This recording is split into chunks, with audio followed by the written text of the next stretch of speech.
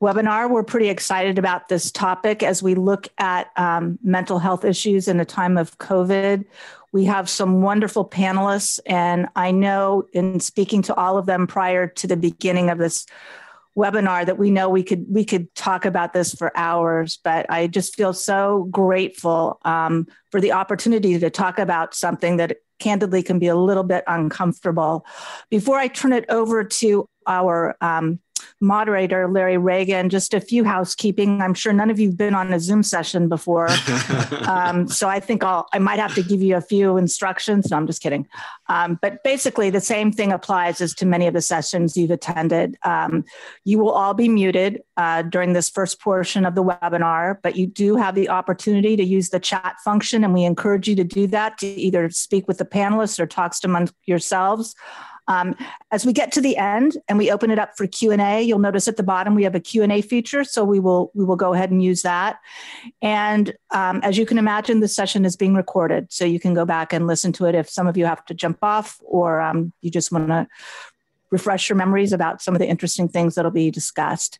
So I will now turn it over to Dr. Larry Reagan. Larry. Good. Thank you, Kathleen. You know, your joke was really not even funny. It's the fact that I'm actually laughing at it is not, oh my word, we are all zoomed out, I'm afraid. So, well, thank you so much. And thanks, Kathleen, for those words of setting it up for us. You're all familiar with the format. We won't spend a lot of time there. I do want to start off by thanking UPCEA for taking this topic so seriously and putting the resources into organizing this kind of a discussion. And as Kathleen said, it can be a little bit uncomfortable because we may all have to admit something that, you know, that references our mental health, whether it's anxiety or depression or sadness or whatever it might be. This is occurring to us. And we've got a great set of panelists organized today. And as we put this together, we talked about sort of three views, if you will. And so we've asked each of the panelists to kind of reflect that lens. So our first guest is Ray Schroeder. Ray, as you probably mostly know, is a senior fellow with UPCEA. He's a professor emeritus and the associate vice chancellor at the University of Illinois in Springfield. Ray and I have known each other for a long time. We have a mutual club of respect for each other and admiration. It's always a pleasure to see him. A new colleague with us today. So Ray's going to be taking sort of that larger lens of what's happening in the field. He's been tracking a lot of developments, a lot of, we were speaking before the session, the volume of material now coming to the forefront on this topic is almost overwhelming, and we'll have Ray talk about that in a minute. Michelle Coleman, who is the Dean of Students and Director of Student Affairs at the Maryland University of Integrative Health, I wanted to make sure I got all that right, is working more at the institutional level. And Michelle and her colleagues have done some really innovative, creative, and impactful things for their students. And we've asked her to share some of that with us today and reflect a little bit about what's worked and maybe some of the things that haven't worked. And finally, but not last, of course, is Angel Mclaughlin. Angel is an online student at Penn State's Rural Campus. She's also the president of the Active Mind Student Organization, and she's pursuing her degree in psychology. I think she said you have 2 more semesters, Angel?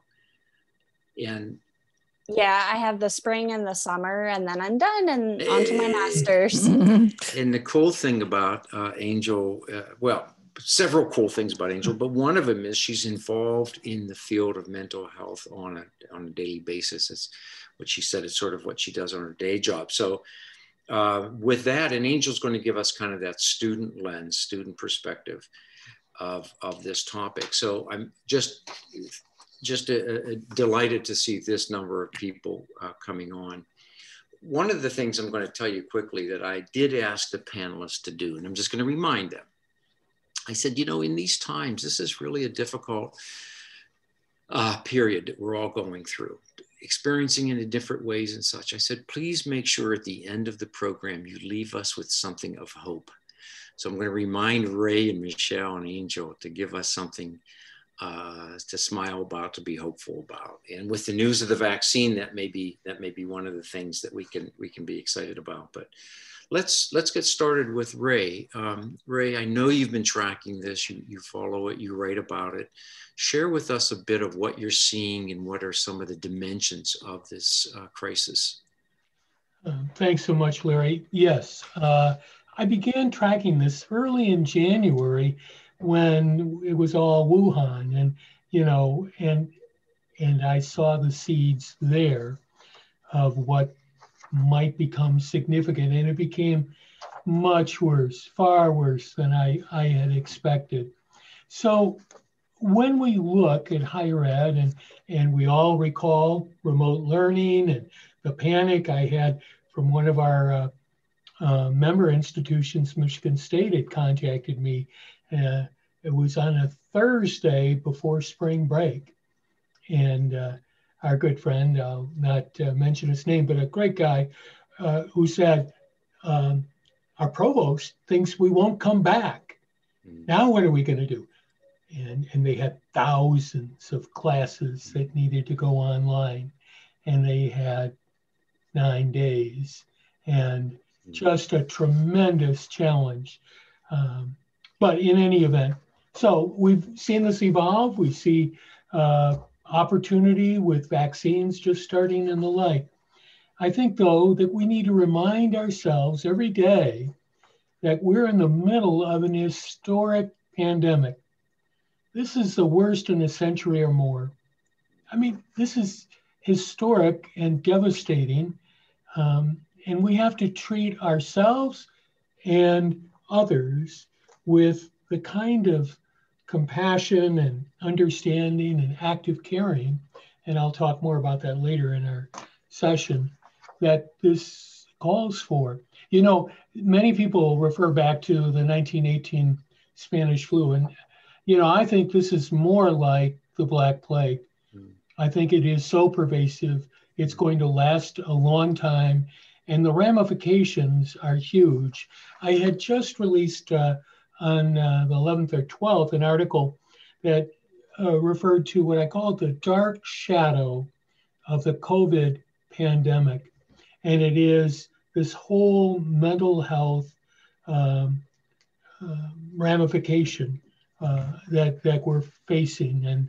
And so I would add one thing, and most notably for Jackie, who's helping us out today, that yesterday evening I did a webinar for the University of Louisiana, and I have a link to a meta site, a site of sites that she might share the URL. And these sites address particularly higher ed in many of our concerns. Ray, if I could just give me a quick follow-up on this. When you're tracking these various articles, and you're going to dig a bit deeper into those in a little bit, are you seeing the different levels of impact being addressed? In other words, we can sort of recognize the impact on the student. You mentioned the impact on staff. We can surmise that faculty are hugely impacted as well as I would imagine institutional leaders, people who have to make decisions about adjusting to and accommodating for these circumstances. Right, there is some, but less written about the leaders. But I wanted to particularly note an article that I may have shared with Jackie, otherwise I'll put it up. It's called Compassion Fatigue. And it was written by Whitney Kilgore and Patrice Prosco. And they were looking at this among staff members who support online classes. And that they've been at this since March, 7 days a week, up to 12 hours a day. It's just a phenomenal toll it has taken. And what we value, and I've seen this in campus after campus, it's the compassion, it's the sensitivity, it's the responsivity of these staff members to faculty that allows online to flourish. and they see this dimming and going away. Sort of that your bucket of compassion gets to be drained a bit. Right. Yeah. Thank you, Ray. Michelle, let's go to you next. So you're front line with students. You're student facing, and I'm wondering a bit about how your institution, how your organization has had to adjust and adapt to this. I just want to remind you, you're on mute. There you go. Thank you. Thank you. And I'm grateful, Ray, for bringing up the compassion fatigue, because we're absolutely noticing that as well. You know, we have observed certainly behavior and experiences and feelings that our students have experienced that are consistent with what some of the emerging research is sharing. And in that we're seeing an increase in students who are reporting that they're feeling isolated, that they're feeling strained, that they're particularly anxious, that they've needed to adjust to the online learning environment. Although we're very fortunate in that within our university, we had quite a few students taking online classes prior to COVID. But we had faculty who were adjusting to teaching online and needing to be sure to provide them with really comprehensive support. And we had students, we had an increase in the number of students seeking out support services, seeking out ADA accommodations. We also saw that many members of our community were really affected by food and housing insecurity and domestic violence. So what are some of the ways in which we could really intentionally and thoughtfully share those resources and provide that support in a really compassionate and caring way? One of the other things that we noticed within our student community is that certain members of our community were disproportionately affected by COVID. For example, it became immediately apparent that our students of color were disproportionately affected because of disparities within healthcare. But also we also had Asian students who, especially at the very beginning of COVID, were concerned about how they were going to be treated, not primarily within the academic environment, but also more broadly within our culture as well. So it became apparent to us that we really needed to focus a lot of attention to reducing barriers and stigmas to reaching out for support for all of us, our students, but also specifically for our students of color, for our LGBTQIA community, and for our students with disabilities. And so those were a few of the things that we noticed right away. And then lastly, you know, when students and faculty and staff are under a tremendous amount of distress, it presents itself in different ways. And so being able to identify, and we'll talk later about some of the strategies that we employed to really address that distress. But one of the things we anticipated that we would need to help our faculty and staff be able to identify what are some of those warning signs, what are some of those behaviors or emotions that could be exhibited by our students that may prompt us needing to provide an extra layer of support. But we didn't really think through the fact that for some people who are anxious, they can present in ways that can be disruptive in the learning environment. And so what are some ways in which we can help our faculty be able to develop ways in which they can manage the classroom environment, again, in a really supportive way that honors and affirms all of our students and makes sure that our students who are experiencing distress really have that connection with both our faculty and staff, but also with professionals who can assist them.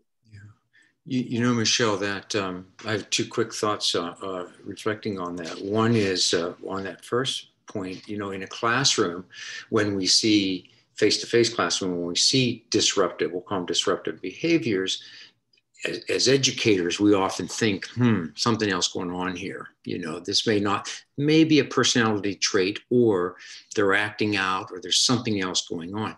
In the online environment, we're not going to see some of those physical acting out as much as we may see some other behaviors. So I'm going to be really interested in to listen to your discussion later on about how we help faculty and support teams address that topic.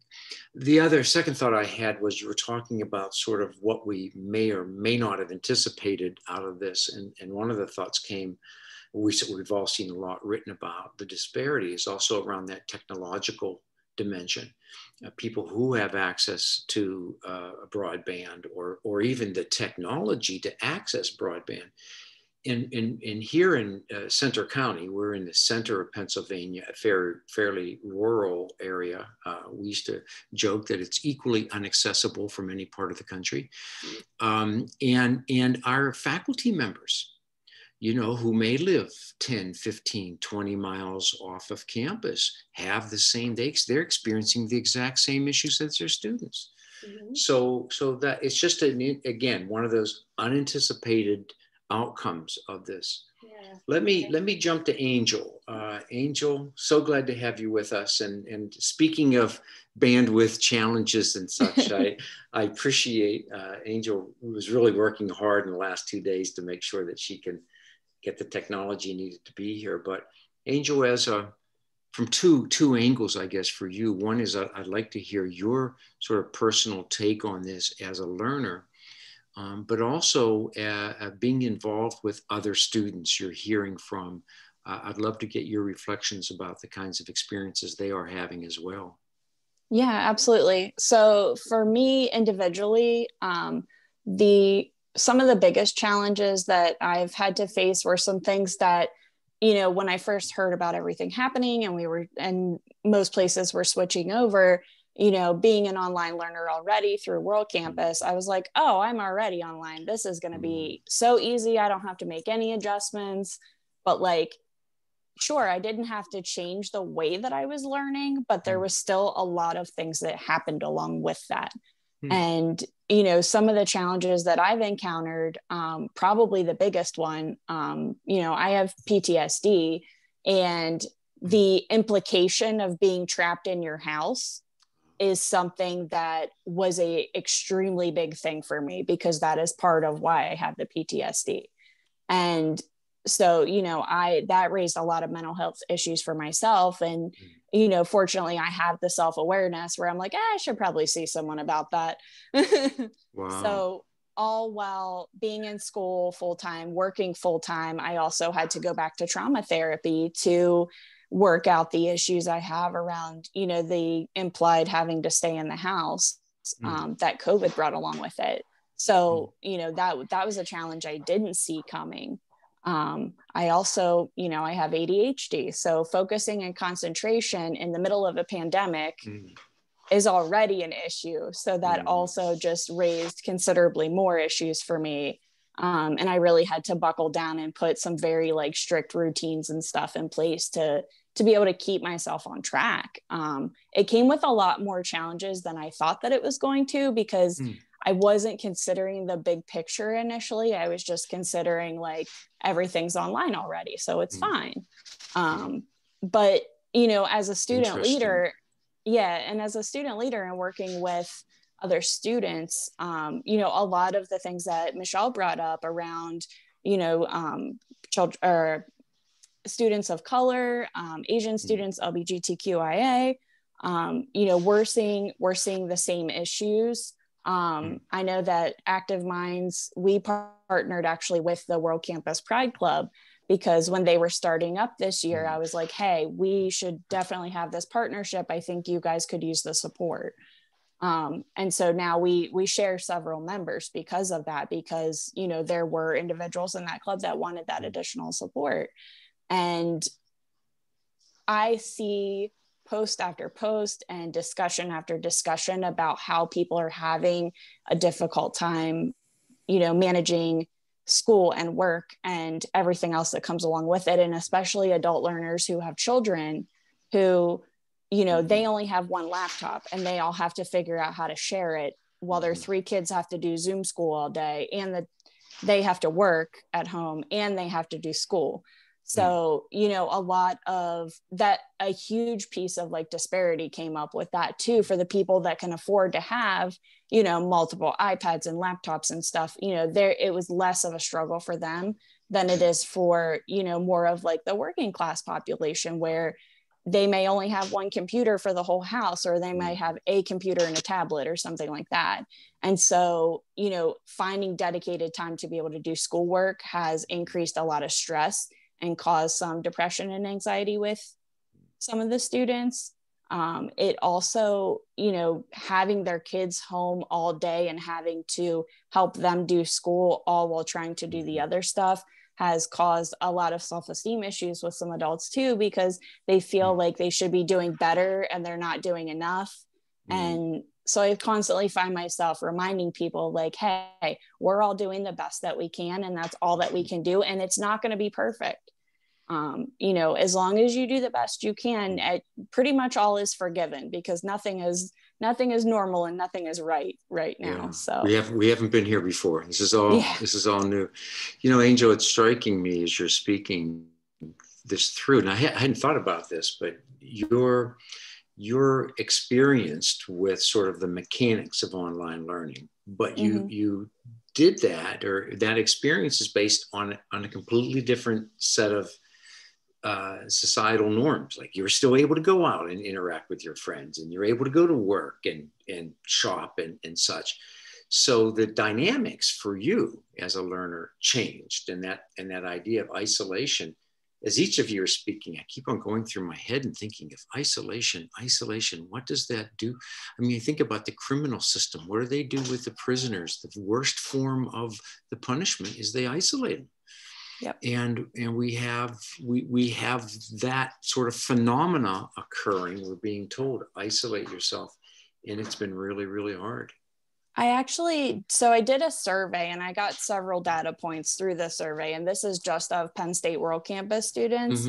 But one of the questions that I had asked in the survey was, have you had to access mental health services in your community online or through World Campus since the start of the pandemic? And 53.85% of the people that responded said that they had to access mental health services. And so when you look at mental health treatment, about 30% of people get treatment. And that has now, in the students alone, that's 53%. So that's about a 24% increase. Wow. That's a great segue, Angel. Thank you. And thank you to each of you for kind of setting up your aspects. That's a great segue to go to Michelle. I wanted to go back, Michelle, and just ask you a little bit to share with us, what were some of the things that you did within your organization? What did you have to change? And I'll go back to that point about what has worked well for you, and maybe what did you think, hey, this is a great idea, and it didn't work. Yeah, so give us some strategies. We want to know all of your tips and techniques. We have a lot of examples of both things that worked and things that we learned from. Absolutely. So I think, at the front of my mind is, so often when we're all going through an experience like that, everyone feels very, as you mentioned, isolated, very alone. And sometimes it takes courage to really acknowledge the stress and the impact. And so I think first and foremost, what we did was we really acknowledged that all the way from our president, all throughout our organization. There was a lot of acknowledging, a lot of validating, a lot of caring conversation around, just sharing vulnerabilities as well as strengths, and checking in with one another. And so I think that that's something that in general really served us well. The other thing is we had regular caring communication. For example, Our president of our university frequently and regularly reaches out to the community. Mm-hmm. Our provost sends weekly emails to both faculty, staff, and students. And students really look forward to those. Similarly, we are on a weekly basis reaching out to students to let them know of some of our engagement opportunities. And I'll talk about that in just a minute. But one of the things we really look to is what are some of the barriers and what are some of the challenges that our community are facing. For example, I mentioned faculty adjusting to online learning very abruptly. You know, one of the things that we did was we got volunteers within the faculty to serve as mentors for faculty who didn't feel as comfortable with that. And that helped reduce some of that anxiety and stress related to that. And again, freed them up to be able to have the ability to support others.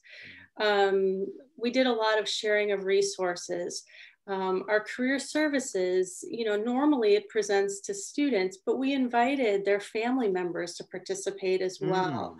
So we acknowledge that COVID doesn't just affect just our community, but it affects our extended family at our university. And that's so marvelous. Really, yeah, including all members of our community in on our resources and our ways of supporting. And that was something I was really excited about.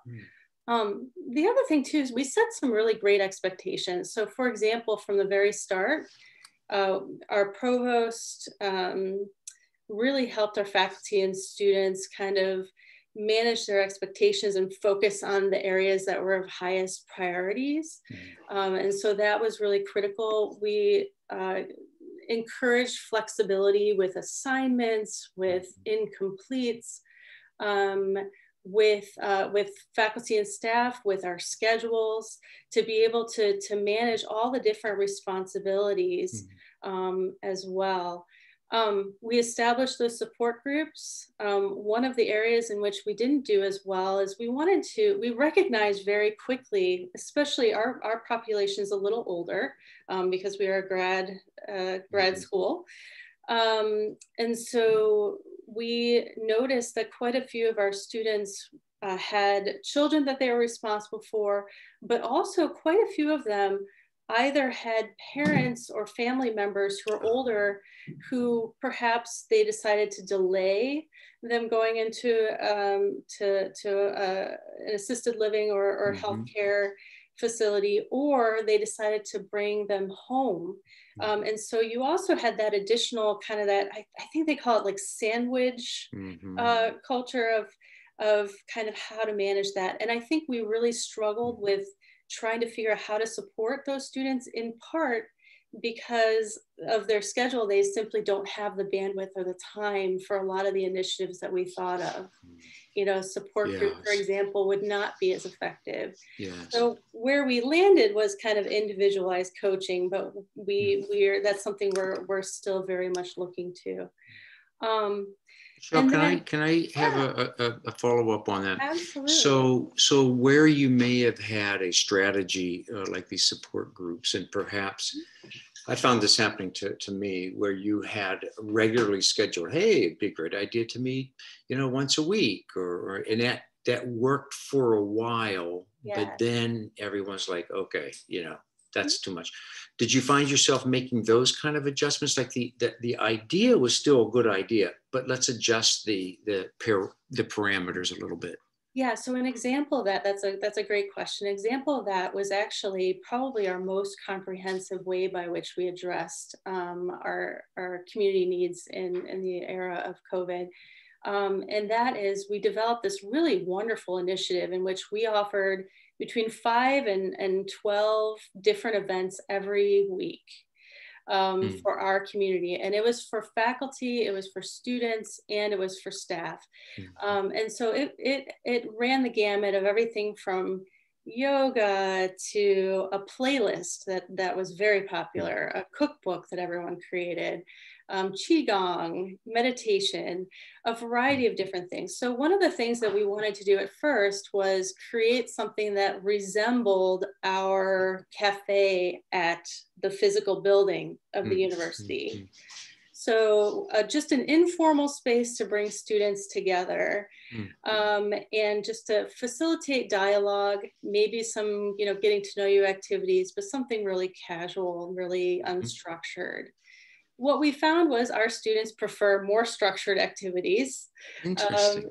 And so the very first session, we had a very large number of students participate, but then it kind of dwindled. And so what we decided to do instead was, maybe this would be a really great activity for us to do at the start of each term, and to re-energize it that way. Similarly with the playlist, it was incredibly popular at the beginning, but started to dwindle. And so we shook it up and created this kind of cookbook where everybody contributed recipes on different topics every week. And we kind of rebranded it to kind of make it fresh, make it interesting. Yes. And we found great success in doing that. Yeah. I think that's a brilliant approach. I mean, you watched how the community responded, you observed, and you made tweaks and adjustments based on that feedback. I think that's just very responsible for your group. Angel, if I can jump over to you with a question then. So I'm curious, what were some of the strategies that either you did, or like, Michelle's representing her program, that maybe your program provider, in this case, the World Campus, did, that you found helpful, or maybe some things that weren't so helpful? Because we were already completely online, there wasn't too much adjustment for the most part. The biggest thing that I found that changed was professors who historically were very strict and very particular have kind of loosened up a little bit and provided a little bit more leniency with students,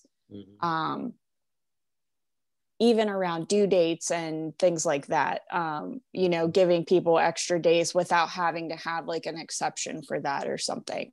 For me, I work with disability services at Penn State, which I can't toot my horn enough about them because they are fabulous.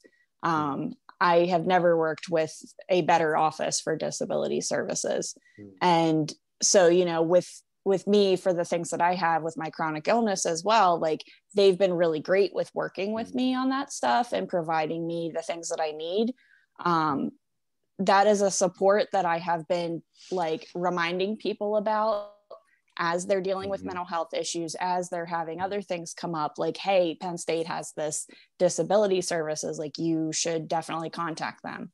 And then we have the mental health counseling in CAPS where, students can go and they can access mental health with the case manager and they can refer them to local resources. We've been talking a lot about that too. And that's a big part of suggestions that I make. I also, for me, like I said a little bit earlier, a very strict routine has been helpful for me. I have homework I do on certain days, Sundays are my, nobody talk to me because I am doing all of my school stuff and I live in a bubble right now.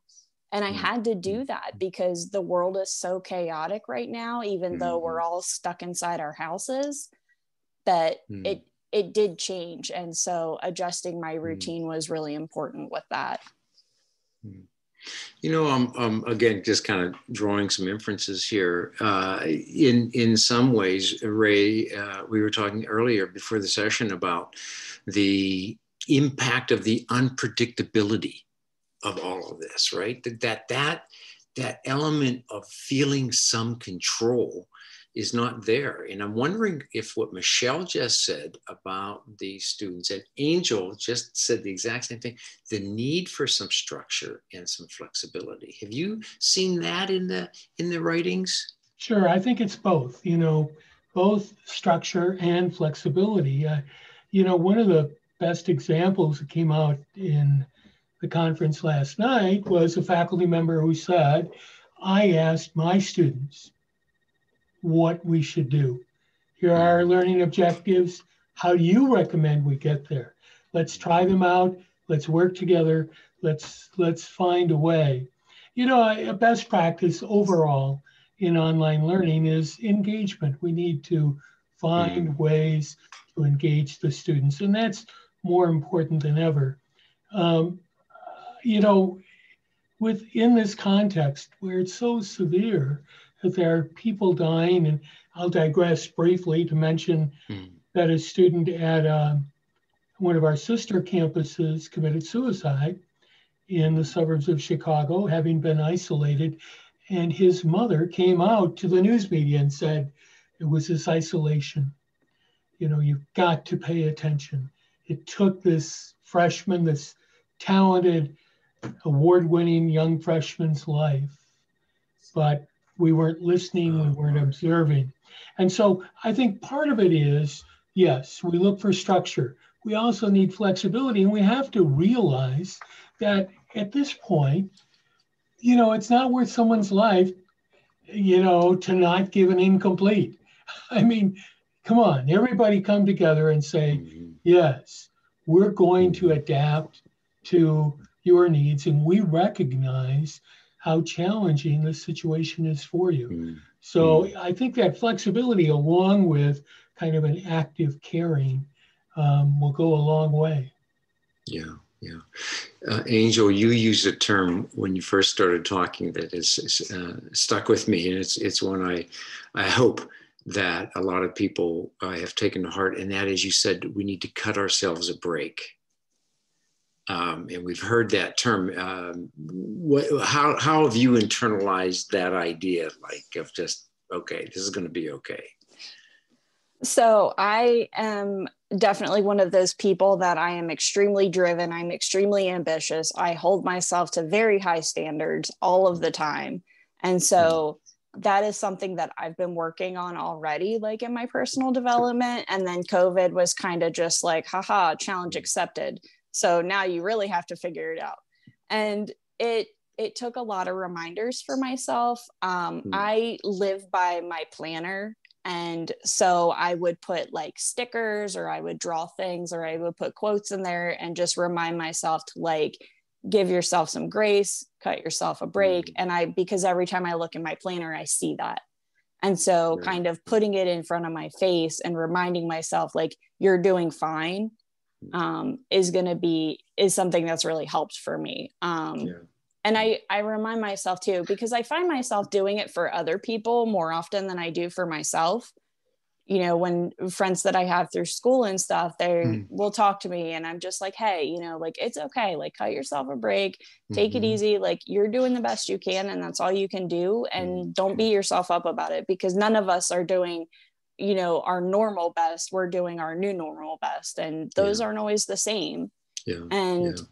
It took a lot of shifting too for me to be able to say to myself the same things I say to other people, because we all know how hard it is to take your own advice sometimes. But you know, Angel, I have to say that the thing that impresses me so much about you is how you are so upfront and open about your own personal struggles, the things you're dealing with, and how you're dealing with those. And I would imagine in your work and your interactions with your peers and those students you serve through your work, that empathy has to come across and make an impact. And for someone to say, you know what, slow down, take a break, you're doing okay, you know. Michelle, in your work, how have you worked with your staff? And the other piece of this is, what's your interaction with the faculty members? How do you help, or what services do they get through this experience as well?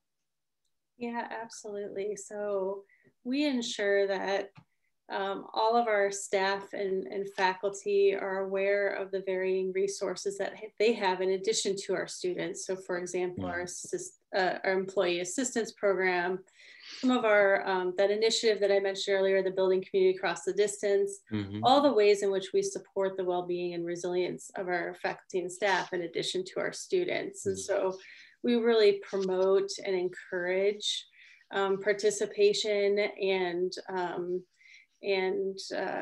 that has served us really well. Again, with faculty and staff, a lot of it is really preparing them to be able to respond in those situations. You know, one of the things that we had talked about prior to this going live is that with the cameras, so we encouraged folks to have their cameras off if that's something that they need to do, in order to, as one of many strategies to combat Zoom fatigue. But that also makes it difficult too to assess when there is a student who may need that additional support. And so so equipping faculty and staff. So we presented to faculty and staff at the very beginning of COVID to let them know of how they can refer. But we are also working on gatekeeper training that we're going to be providing at the beginning of the spring term for us as well. And for those of you who aren't familiar with gatekeeping training, it's similar to mental health first aid. So for those who don't have a professional background as mental health providers, it provides them with the information and the skill building and the self-efficacy to be able to assist others in those situations. And one of the natural byproducts of that as well is it also helps individuals recognize when they themselves may need some additional support as well. So those are just some of the ways by which we've gone about supporting our faculty and staff in terms of their own well-being and encouraging that participation and utilizing our resources and participating in that program, but also in helping them be able to serve students, as well as if they have a colleague that they're concerned about. We have a care team that is also a resource for any member of our community who is exhibiting behaviors or engaging in ways that lead to concern, so that we can work in partnership to provide that support. Good. I'm gonna set you up here, Ray. I'm gonna come back to you in a minute, but I want to plant a seed in your mind, and because I have a question for Angel first, and that is, I want to look at the impact of all of this on senior administration and the leaders, and how they've reacted, and the impact, and maybe some strategies you've seen to be helpful or not. But before, so I'm going to plant that seed with you. I want to go to, we have a question for Angel here. Angel, the question for you is, what kind of support did you appreciate from faculty and staff at your institution? And what kind of support do you wish the faculty and staff could have provided to help you maybe a little bit more? So the biggest, I think that's like two pieces for me. So the professor that I work with, who's the advisor for Active Minds, he's also a psychology professor. So I've had him for several classes. I think if there's so many qualities that he puts in to be able to have his students enjoy their education and to be able to do their best. You know, he's flexible with due dates, and if something's going on, you know, like he will offer resources or support or, you know, whatever's appropriate in that instance. And, you know, because that kind of goes along with what we do with Active Minds, is helping students with that as well. You know, that's something that I've really appreciated. And I've had that from several professors where I will email them and be like, today is terrible, everything is wrong, and I'm sorry, like I have a migraine and I don't feel good, and they're like, just do it tomorrow or the next day, it's fine. And like that has been such a relief for me, because I, you know, aside from the normal COVID stuff, and then I have regular health stuff and then other stuff, all of it just becomes so much sometimes. And so having professors that I can be like, kind of just point blank, like, these are all the weird things that are happening right now, and I'm not really okay. Yeah. And to have that compassion and that understanding and that leniency around things has been really helpful. You know, I think that if I didn't have the teachers that I had, things might have been very different.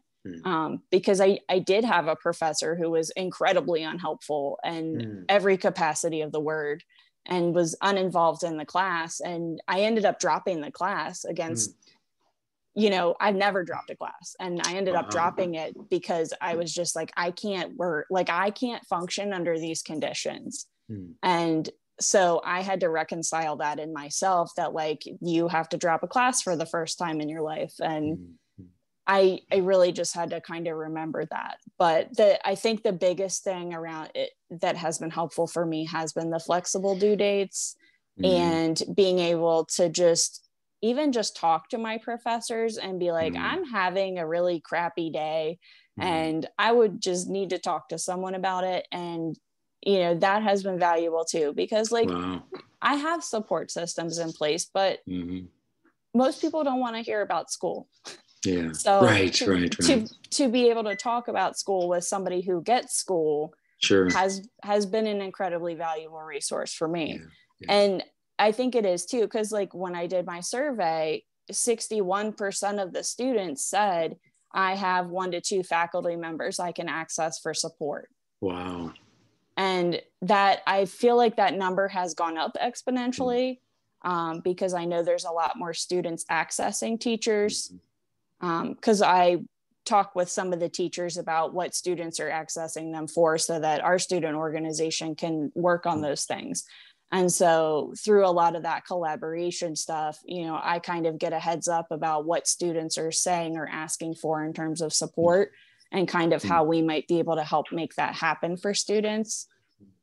So the flexible due dates, the leniency, just the compassion and having somebody to just say stuff to that will get it because they're also either a student or professor or whatever the case is. Yeah. You know, it's what you're really illustrating, I think, through that response is the need of all of us as social beings to have that sort of a release valve, to have somebody that I can, and if I live alone, due to my circumstances, I need, you know, I can't walk down the street and run into somebody. I'm supposed to stay put. You know, I'm not even supposed to say hello to them in the supermarket. I kind of avert their eyes so we don't like talk to each other.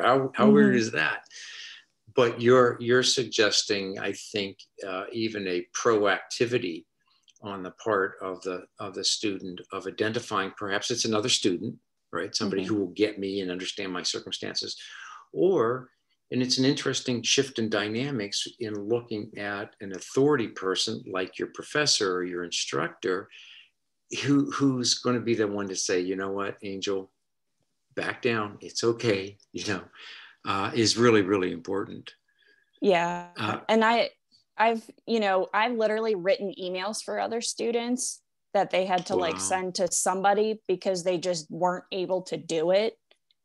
And even things like that, like people have found really helpful. And so, you know, I think if the implementation of kind of like a peer support mental health situation, especially with World Campus, because we never meet in person. That's one thing that I would like to see happen.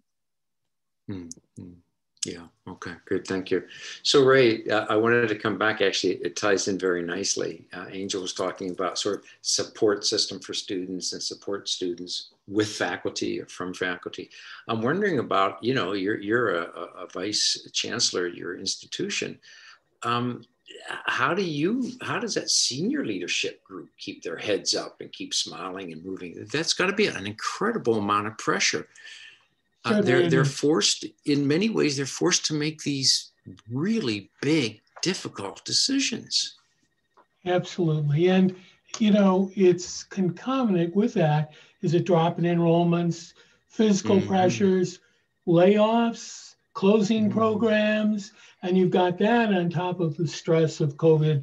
And it's caused in part by COVID, but we're in this shakeout period, and it's huge. I put in the chat room there's very little peer review research. It's just coming out because we all know it takes a while to do a study and then longer, some cases, to get it peer reviewed and then get it published. But in JAMA, Journal of AMA, you know, they have found depression is up 300%. Wow. 300%. Binge drinking in this other journal, it's the American Journal of Drug and Alcohol Abuse, is up between 40% and in some groups 60%. And that doesn't lead anywhere good. And upper level administrators are not immune from those effects. They can be depressed. They can self-medicate. And so we're not seeing that. And like a parent, you know, it takes a perceptive faculty senate, a perceptive other administrator, other faculty and staff to say, yeah, provost, you're doing well. Just take a little bit of a break and let us know how we can help, because it's all falling on them. And I suspect they are underserved more than any of the other groups in higher ed. You know, we're focusing on students. We're doing some, I'm not saying successfully. We look at staff, we look at faculty, but your question is one for which I have no good answer. We're not looking at the administration. Right. And the stress and the pressure on them is going to be long-term. We may not, it may shorten careers. It may. Right. The fallout will continue and the fallout will result. We're seeing it now. I mean, the University of Vermont, what was it, 25, 30 departments were closed. Programs were closed, not departments, programs. I mean, we found others where pretty much liberal arts was wiped out. I mean, and then you see the faculty members have, or rather the administrators now have to talk to a faculty member who is this close to retirement, but not eligible, and say, we've got to cut you off. And that tears at their hearts. And yeah. So anyway, so that's a group we do need to keep in mind. I mean, we need to be thinking actively about how we might reach out and serve that group. Hey, I've got a question here. I want to throw it out to the three of you from Teresa Nelson. And Teresa says, first of all, I'm going to give you her footnote. She says, I want to just comment that these circumstances are not good for anyone with any kind of mental health issue, even one that is under control. Angel, you mentioned some of the issues you're dealing with. So that's a kind of a precursor. But this is what she wants to ask you about. What do you do in circumstances when you're in an online class, whether it's remote or asynchronous, and the individual you're working with may not be particularly well prepared to be teaching or leading or working with that group? What do you do as a student? How do you voice your concerns or make suggestions without kind of, upsetting the apple cart there? Teresa's just reflecting that there are circumstances where she's been in classes or has colleagues who are in classes where this is clearly the case, and it creates additional stress for the student. So, thoughts at all on that? Oh yes, there's two routes that you can take. I actually had to do this with the professor of the class that I dropped. I am not afraid to upset the apple cart. So I will go to as many people as I need to be heard about this issue if I feel that it's something that I do need to speak up about. I use my better judgment to determine how far I feel like I need to take something. But the first step is almost always to talk to your advisor and to talk to student affairs. No, Angel, can I presume that is after you've talked to the faculty member? Or do you have to make that judgment, like how to bring it up? I have to make that judgment. Yeah. And so you should always try and talk to the faculty person beforehand. In some cases, faculty will totally listen to you. The the one professor that I really like working with, like if I went to him and was like, I have suggestions because this isn't working and this, like, I don't feel like this is preparing me well enough, like a lot of my professors would take those suggestions. And then there's some that are just like, it's my class and I'm the expert, so sorry. And, you know, in the cases where you try and essentially make your case of how can we improve this? How can I improve my learning experience? If they're unwilling to work with you on that, then the next step is I usually, like, it's a courtesy email to the advisor because they, you know, with World Campus, they can't do a whole lot with that. But Student Affairs is who handles that, and they can get you in touch with the individuals, and because they have a whole process of student concern where you can raise a concern as a student and, you know, tell them this is the issue that I'm having with the institution or this faculty member. How can you assist me with this? And they'll usually work with you as much as possible on it.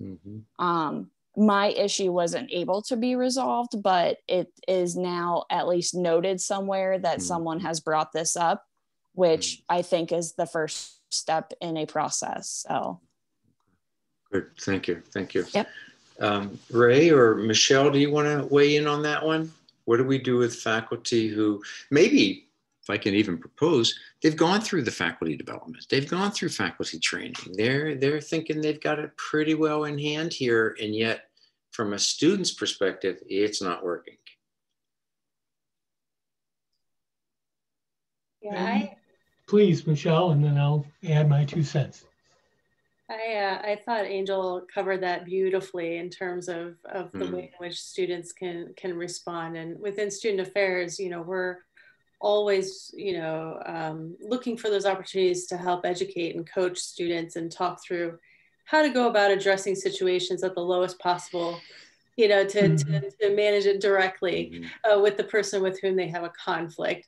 We're also always looking for trends and working with the academic dean to address some of those concerns that perhaps are really significant or are pervasive, and working with the department chairs as well. And so there's kind of a system in place for that feedback. We always also encourage students to provide, you know, take advantage of the opportunity to provide feedback as a part of the course evaluation as well, because that helps inform decision-making and the ways in which we go about addressing these concerns, especially again, if it's a pattern of behavior or something more substantial. But I'll defer to Ray. And I'll keep it very brief. It just is that don't feel that you're alone. So get a couple of your fellow students and together say, we need to have a little Zoom, a little chat, and then always start with something positive. Forgive me for saying that, but if you can say, you know, we really appreciate your knowledge and expertise, but this is what we're feeling, and we would like it if you just consider this or that or the other thing. Yeah, I would be heartened to, and this was my experience. I was involved in faculty development for many years at Penn State. The vast majority of faculty, have a desire to do a good job to do. And even when they came in with, you know, a bit of a sensitivity or, you know, to the ego, because it could be hard to hear that. That student feedback generally was positive. But to Angel's point, it's probably when you have to be a little bit careful about how you approach it. Hey, with our time here, this is where our message of hope is going to come around. So, Michelle, maybe I'll start with you here. What can you give us as some hope?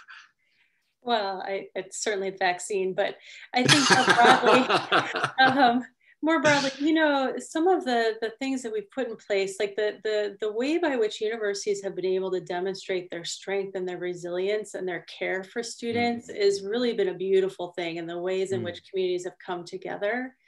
And so many of our initiatives, like for example, our direct outreach to students, our, you know, the mechanisms behind that, our building community across the distance, are all the types of initiatives that we're looking to continue well beyond this time period, to continue to serve our community, although certainly in an adjusted way. So I think that there are, while it's difficult to think of hopes, I think that there are some really positive things that have come from this experience that will continue to serve our communities well. Okay. And Ray and Angel, you got to give you real quick, because I got to get Kathleen. Yes, absolutely. Mine's very much the same as Michelle's. Okay. Three points: understanding, compassion, and active caring. We're creating a culture of that now, right now, and that can live on. I love it. Thank you. Thanks, Ray. Angel. Right now is one of the biggest times for students to have their voices heard about their needs and what is going to be helpful. And so like right now we have the stage. So if there are initiatives and things that you think are important for students, now is the time, because everybody is adjusting and adapting and changing things. And we're listening. In this big momentum. Yes. Yeah. And it is phenomenal. Yeah. So I am so excited about that, and the resilience that everybody has, and the self-efficacy we're going to have when we come out of this is going to be incredible. You guys are marvelous. Thank you so much all. Thank you. And I've got to turn it back to Kathleen. She's got a message for us. I just wanted to thank you. And Larry, I was so remiss. I was so excited to get into the meat of the webinar and neglected to introduce you. But Larry's been a longtime colleague and friend. We first met at Penn State. He's now the CEO of Reagan Education. And I really thank you and the panelists for bringing this topic forward. And I also want to encourage you to come to our platform. It's called CORE.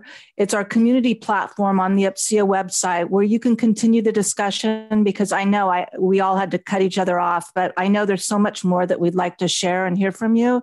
So please continue the discussion there. And then in looking forward to 2021, which I think we all are, we have some exciting events coming up. The first is our continuation of our series Vision 21, where we look at key predictions and their impact on higher education institutions.